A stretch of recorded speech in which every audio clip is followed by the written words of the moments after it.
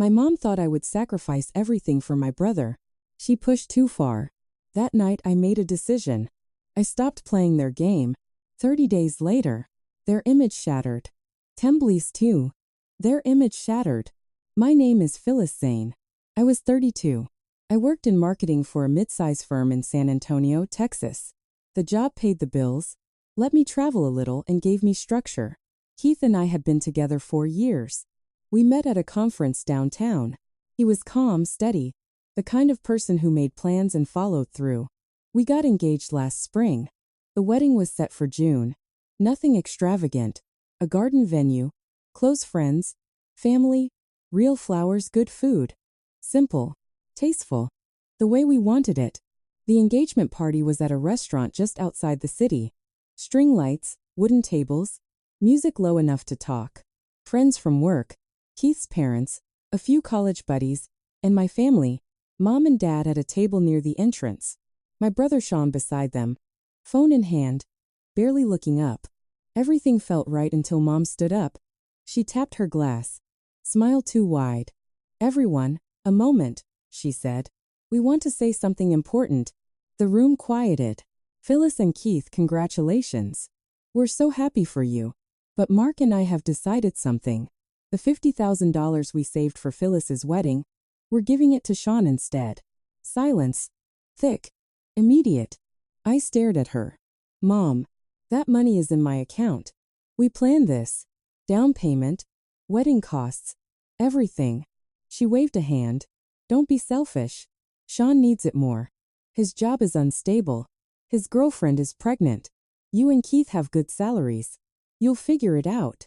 Keith's hand tightened on my waist. What exactly are you saying? Mom looked at him like he was interrupting. We're family. We help each other. Phyllis can manage without it. Shawn can't. Shawn finally looked up from his phone. Thanks, Mom. I appreciate it. I felt the room spin. Not from anger. From the sheer weight of it. $50,000. Years of careful saving. Gone. Just like that. I stood up. Voice steady. No. That money is mine. It stays for our wedding. For our future. Mom's face hardened. You're being greedy. Family comes first. I looked at her. At Dad. At Shawn. Family doesn't steal from one child to give to another. Mom stepped closer. Voice low. Sharp. You always thought you were better. Always had to have the last word. Then she raised her hand. Fast. The confrontation escalated. My head snapped back from the force. Vision blurred. I stumbled. Keith caught me before I hit the floor. Glasses clinked. Someone gasped. A chair scraped. I tasted blood. My cheek burned. The room erupted. Voices. Phones out. Keith yelling for someone to call an ambulance. Mom stood there, breathing hard, like she'd won something. I didn't scream. Didn't cry. I just looked at her. Then at Shawn. Then at the door. Keith helped me outside. The cool air hit my face. Paramedics arrived minutes later. They checked me. Concussion. Minor. No fracture. Rest. No screens. No driving. Come back if worse. Phyllis nodded. Signed the papers. Keith drove them home. Slow. Careful. The streets were empty. The party long over. At home, Phyllis sat on the couch. Stared at the wall. Keith brought water. Sat beside her. You okay? She touched her cheek. Still throbbing. No. But I will be. She pulled out her phone. Opened the messages from Mom. The ones from earlier that day. We're doing this for family. Shawn needs it more. Don't be greedy. She screenshotted everything. Then the bank statements. The savings account. $50,000. In her name. Saved over years. For this wedding. For their future. Keith watched her. What are you doing? Collecting proof, she said. They don't get to do this and walk away. She texted Rita Brooks. Her friend since college. The one who always showed up. Can you come over? Need help. Rita arrived 30 minutes later. Hair in a messy bun. Sweatshirt. No questions at first. Just hugged Phyllis. Then sat down. Looked at the phone. The screenshots. The bank records. The text. From Mom after the confrontation. You'll be fine. It was just a moment. Rita's jaw tightened. This is assault and fraud. They can't just take your money. Phyllis nodded. I know. I want to sue. For the assault. For trying to take the savings. For everything. Rita pulled out her laptop. I know a paralegal. Friend of a friend. She can look at this tonight. See what we have. They sent the files. Waited. The paralegal replied within an hour. Strong case. Assault with injury. Attempted conversion of funds. We can file civil and recommend criminal. Meet tomorrow? Phyllis exhaled. Yes. Rita closed the laptop. Looked at Phyllis. You don't have to do this alone. I'm here. Keith's here. We've got you. Phyllis looked at Keith. Then at Rita. Felt something shift. Not anger. Determination. Thank you. They talked late. Planned next steps. Lawyer meeting. Police report.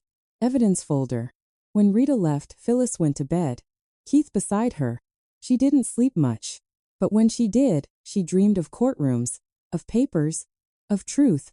The next morning she woke up sore, but clear. She looked at Keith. We're still getting married. He smiled. Yes, we are. She got up, made coffee, opened her laptop, started organizing the files. 30 days. That's all it took to start unraveling their game. She was ready. The next morning the sun came through the blinds in sharp lines. Phyllis woke up sore, head still throbbing, cheek bruised purple. Keith was already up, coffee brewing. He handed her a mug. No words, just presence. Sheila arrived at 9, laptop under her arm. She looked at Phyllis's face. Didn't flinch, just sat down, opened her notes. The paralegal I know looked at everything last night. She says we have a solid case. Assault causing injury. Attempted conversion of funds. She can meet us today. Phyllis nodded. Sipped coffee. Let's go. They met the lawyer in a small office downtown. Woman in her 40s. Sharp suit. Sharper questions. She reviewed the screenshots. The bank statements. The text from Mom after the confrontation. This is clear. The $50,000 is in your name. They have no legal right to redirect it. The confrontation causing injury is assault. Medical records from the ER back it up. We can file civil for damages and conversion. Recommend criminal for assault. Phyllis leaned forward. What about the wedding? They're trying to ruin it. Spreading rumors. Saying I'm unstable. That Keith is cheating. Fake photos. Text to my friends. The lawyer raised an eyebrow. Defamation. Interference with contract. We can add that. It strengthens the case. Shows pattern of harassment. Sheila pulled out more files. I got statements from 2 friends. They received the messages. Fake screenshots. Time-stamped after the party. The lawyer nodded. Good. We'll include them. Motion for temporary restraining order. Freeze on any attempts to access the savings. Preliminary injunction to stop the rumors. Phyllis looked at Keith. He squeezed her hand. Do it, he said. They signed the paperwork. The lawyer said she'd file by end of day. Expect a hearing in 2 weeks. They'll be served soon. Thanks for watching. Phyllis walked out feeling lighter. Not triumphant. Just clear. She had direction. She had proof. She had people who believed her. Back home, she sat with Keith. I'm not canceling the wedding. He smiled. I know. We're doing this. On our terms. She opened her laptop. Started drafting an email to her boss. Explaining the situation. Asking for a few days off. Then she texted her closest friends. Told them the truth. Not the rumor version. The real one. Responses came fast. Support, anger on her behalf. Offers to help. Sheila called later. The paralegal says the freeze will hit their accounts tomorrow. They won't be able to move anything. Phyllis exhaled. Good. That night she lay in bed. Keith beside her. She thought about Mom's face at the party, the confrontation, the words. You'll manage. She thought about Shawn, silent, taking the money without a word. She didn't feel sorry. She felt finished. The next week, the restraining order was granted. No contact. No harassment. No more rumors. Mom tried to call once. Blocked. Shawn texted. This is crazy. Blocked. Phyllis looked at the wedding invitations on the table. Still addressed. Still waiting. She picked one up, smiled. 30 days. That's all it took to stop the game. She was ready for what came next. 2 weeks into preparation, the papers were ready. Phyllis sat with Maria in a small conference room at the law office. Folders open. Signatures pending. Maria explained each page. Civil suit for assault and conversion. Temporary restraining order. Preliminary injunction on the savings account. Recommendation for criminal charges on assault. Phyllis signed. Steady hand. No hesitation. Maria filed electronically. They'll be served tomorrow. Expect a response in 10 days. The freeze should hit their accounts by end of week. Phyllis nodded. Good. She left the office. Drove home. Keith was waiting. He didn't ask how it went. He just hugged her. Long, tight. She let herself lean into it. For once, she didn't hold everything alone. The next day, the sheriff's office served the papers. Mom called first. Blocked number. Phyllis answered anyway. Phyllis, what is this? Lawsuit? You're suing your own mother? Phyllis kept her voice level. You assaulted me. You tried to take money that's mine. I'm protecting what's left. Mom's voice cracked. I didn't mean to hurt you. It was in the moment. I was upset. You were being stubborn. Phyllis looked at the bruise fading on her cheek. You slapped me hard enough for a concussion. That's not a moment. That's assault. Mom started crying. We're family. We can talk this out. Shawn needs help. The baby's coming. You have a good job. You can afford a smaller wedding. Phyllis closed her eyes. The money stays for our wedding. For our future. You don't get to decide that. Mom sobbed louder. You're ruining us. The bank called. Accounts frozen. We can't even pay bills. Phyllis didn't flinch. You should have thought about that before you tried to take what wasn't yours. She hung up. Blocked the number again. Dad texted from a new number. This is going too far. Come talk. We'll fix it. Phyllis deleted it. Didn't reply. Shawn called that evening. Voice low. Phyllis, I didn't want this. Mom said the money was for the family. I thought you'd understand. I didn't know she'd hit you. Phyllis listened. Said nothing. I'll pay it back, he said. Whatever you want. Just drop it, please. Phyllis thought about the ER. The ice pack. The doctor saying concussion. Thought about the wedding plans almost derailed. No, she said. You don't get to apologize after. You stood there. You took the money without a word. Live with it. She hung up. Blocked him. The freeze hit the next day. Bank statements showed accounts locked. Mom's credit cards declined. Dad's retirement transfer canceled. Shawn's car payment bounced. The news spread quietly at first. Then louder. Friends texted. Heard about your family. You okay? Relatives called. We didn't know. Coworkers asked if she needed time off. Phyllis said no. She went to work. She planned the wedding. She helped Grandma adjust to the new house. She let Sheila come over with wine and stories. She let Keith hold her at night. The image they tried to protect began to crack. Not because she shouted. Not because she posted online. Because truth has weight.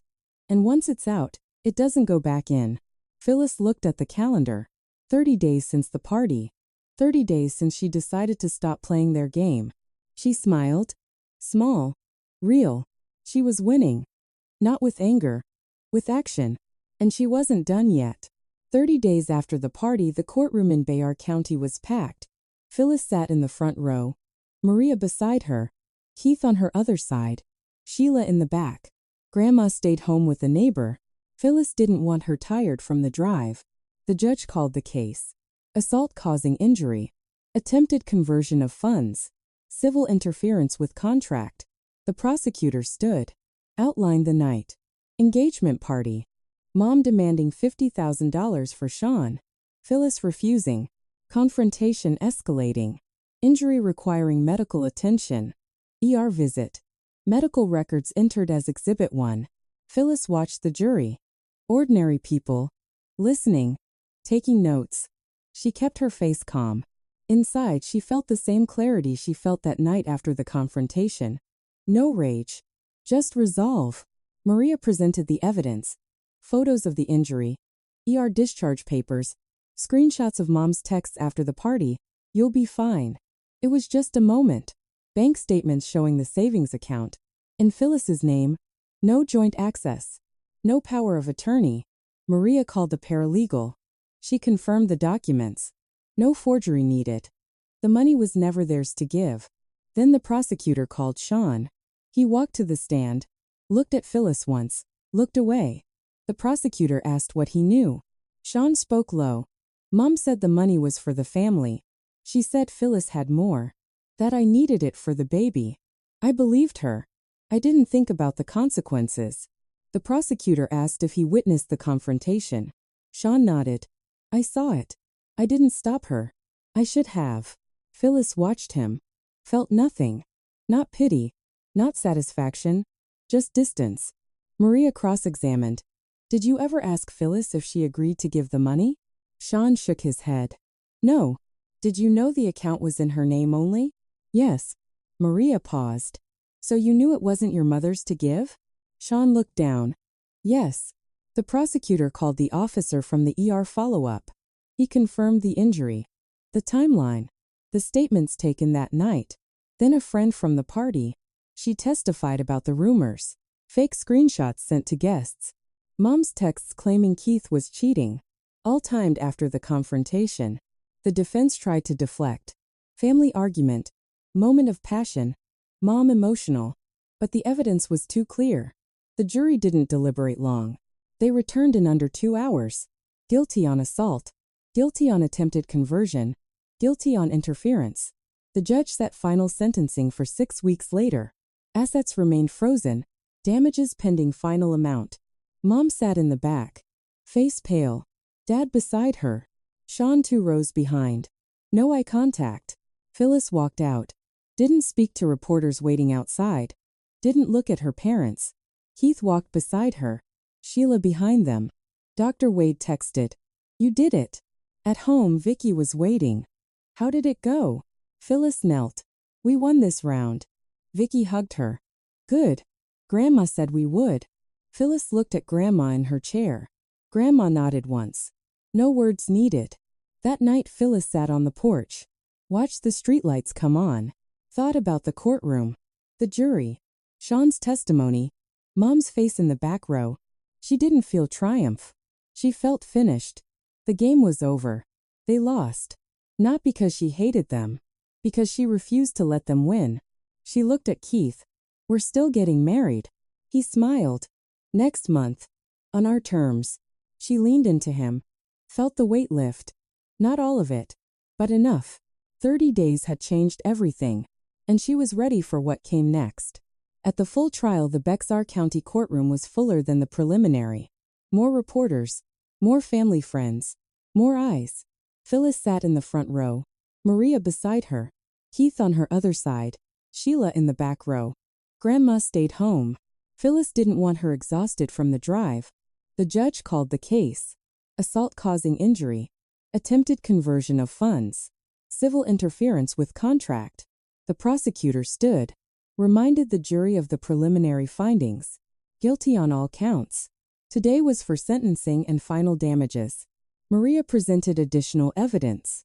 Phone records from Mom after the party. Attempts to call guests. Spread more rumors. Fake screenshots of Keith with another woman. Sent to coworkers. To friends. Timestamped the day after the ER visit. Maria called a coworker. She testified about receiving the messages. About the whispers at work. About how it almost cost Phyllis a promotion. Then a friend from the party. She confirmed the texts. The rumors. The way Mom tried to turn people against Phyllis. She said Phyllis was unstable. That the wedding was a mistake. That Keith deserved better. The prosecutor called the digital forensics expert. He confirmed the screenshots were fabricated. Metadata showed they were edited. Sent from Mom's phone. Mom sat in the back. Face pale. Dad beside her. Shawn 2 rows behind. No eye contact. The defense tried to mitigate. Mom emotional. Family stress. No intent to harm. But the jury had already convicted. This was about consequences. The judge asked if anyone wanted to speak. Mom stood. Voice trembling. I never meant to hurt my daughter. I was trying to help Shawn. The baby. I lost control. I'm sorry. Dad stood next. We're a family. We make mistakes. Please consider that. Shawn didn't stand. He looked at the floor. The judge turned to Phyllis. Miss Zane, do you wish to speak? Phyllis stood, looked at the jury, then at her family. I didn't come here for revenge. I came here for justice. My mother assaulted me hard enough to send me to the ER. She tried to take $50,000 that was mine. She spread lies to ruin my wedding. My brother stood by and let it happen. I don't want their money. I want my name cleared, my future protected, and I want them to understand actions have consequences. She sat down, quiet, steady. The judge spoke. The court awards damages in the amount of $75,000, punitive damages included. The restraining order remains in effect. No contact, no harassment. Criminal referral stands. Mom started crying. Dad stared ahead. Shawn left the room before the gavel fell. Phyllis walked out. Didn't speak to reporters waiting outside. Didn't look at her parents. Keith walked beside her. Sheila behind them. Dr. Wade texted. You did it. The fallout came fast. Mom's social circle shrank. Book club invitations stopped. Church friends distanced.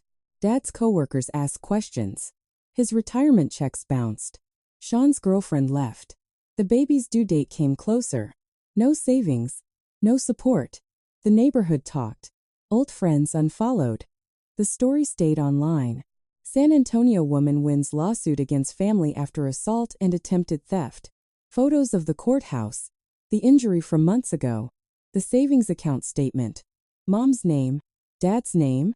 Shawn's name. All public. Phyllis didn't check on them. Didn't call. Didn't read the messages that slipped through blocks. She focused on the wedding. On the new house plans. On Grandma's doctor visits. On Keith's quiet support. The image they tried to protect was gone. Not because she shouted. Not because she posted. Because truth has weight. And once it's out, it stays out. Phyllis looked at the calendar. The wedding was 2 weeks away. She smiled. Small. Real. They had lost. She had won. Not with hate. With truth. And she was ready for what came next. Verdict day, the Bexar County courtroom was still. Phyllis sat in the front row. Maria beside her. Keith on her other side. Sheila in the back. Grandma stayed home with a friend. Phyllis didn't want her tired from the drive. The judge entered. Everyone stood. Then sat. The foreman handed the verdict form. The judge read it slowly. Clear. Final. On the charge of assault causing injury. Guilty. On attempted conversion of funds. Guilty. On civil interference with contract. Guilty. The courtroom stayed quiet. No gasps. No outbursts. Just the weight of the words. The judge looked at Mom. At Dad. At Shawn. Sentencing will be set for 6 weeks from today. Restitution is ordered in the amount of $85,000. Punitive damages included. Assets remain frozen until full payment. Criminal referral stands for assault and fraud. The restraining order is permanent. No contact. No harassment. Mom's shoulders dropped. Dad stared ahead. Shawn looked at the floor. No one spoke. Phyllis walked out. Didn't look back. Didn't speak to reporters outside. Didn't acknowledge the family in the back row. Keith walked beside her. Sheila behind them. Doctor. Wade texted. You did it. The fallout came fast. Mom's social circle shrank. Book club invitations stopped. Church friends distanced. Dad's coworkers asked questions. His retirement checks bounced. Shawn's girlfriend left. The baby's due date came closer. No savings. No support. The neighborhood talked. Old friends unfollowed. The story stayed online. San Antonio woman wins lawsuit against family after assault and attempted theft. Photos of the courthouse. The injury from months ago. The savings account statement. Mom's name. Dad's name. Shawn's name. All public. Mom tried one last call. Blocked number. Phyllis answered anyway. Phyllis, please. We have nothing left. The house is gone. We're in a shelter. Can you help? Phyllis listened. Didn't interrupt. When Mom finished, she said, You had choices. You chose to assault me. You chose to take what wasn't yours. You chose to spread lies. Now you live with those choices. Mom sobbed. Phyllis hung up. Blocked the number. Felt nothing. Not anger, not pity. Just done. Dad sent a letter. Handwritten. Said they were sorry. Said they lost everything. Said they missed her. Phyllis read it once. Then shredded it. Shawn texted from a new number. I'm moving away. I got a job. I'm trying to be better. For my daughter. For Vicky. If you ever want to talk. Phyllis didn't reply. Didn't block him. Just left it unread. Some bridges burn clean. His could stay smoldering. She wasn't going back to put it out. Phyllis never spoke to them again. No calls. No holidays. No what-ifs. The door closed. Locked. She turned the key herself. And walked forward. With Vicky. With Grandma. With Keith. With Sheila. With Dr. Wade. With the life they built. Not perfect. But real. And hers. Grandma moved into the new place with them. Her room had wide doors. Grab bars. A bed that adjusted. She sat by the window every morning. Watched the neighborhood wake up. Vicky sat with her. Read aloud from her school books. Thanks for watching. And into next day. Grandma corrected her pronunciation. Taught her words she'd never heard before. One afternoon Grandma looked at Phyllis. You didn't have to do this. Take me in. Phyllis sat beside her. You didn't have to change the trust. Grandma smiled. Small. Sharp. Fair trade. Vicky came in from school. Dropped her backpack. Ran to Grandma. Hugged her tight. I made you a picture. Grandma took it. Looked at the drawing. 3 people. Grandma. Phyllis. Vicky. Holding hands. Under a big tree. Beautiful, she said. We'll frame it. Phyllis watched them. Felt something settle inside her. Not anger. Not relief. Just space. Space to breathe. Space to be. The new house was quiet now. Not the heavy quiet of her childhood. The good kind. The kind that let you think. Let you plan. Let you live. Phyllis started working more hours. Saved more money. Vicky joined a soccer team. Grandma cheered from the sidelines in her wheelchair. Sheila came over for dinner. Dr. Wade too. They filled the table. Filled the house. Filled the empty spaces. Phyllis never looked back. Never checked on her parents. Never answered Shawn's texts. She didn't need to. They had made their choices. Long ago. She had made hers. And hers included a daughter who no longer asked why Grandma and Grandpa didn't love her. A grandmother who chose her over everything else. A husband who stayed. A life built from scratch. Stronger because it was chosen. Not given. That was enough. More than enough. True family is choice, not blood. Justice comes from strength and law. Not revenge. Not forgiveness forced. But from standing up. From speaking the truth. From refusing to disappear. If someone ever tried to take what was yours, know this. You can stand up. You can protect your future. And you don't have to do it alone. Thank you for staying with us until the end. If Phyllis and Vicky's story moved you, if it reminded you that boundaries and truth can overcome even the deepest betrayal, please like, subscribe, and share it with someone who needs to hear it. Your support keeps these stories alive. Now I'm listening. Have you ever had to set a hard boundary with family? Tell me in the comments. I read every one.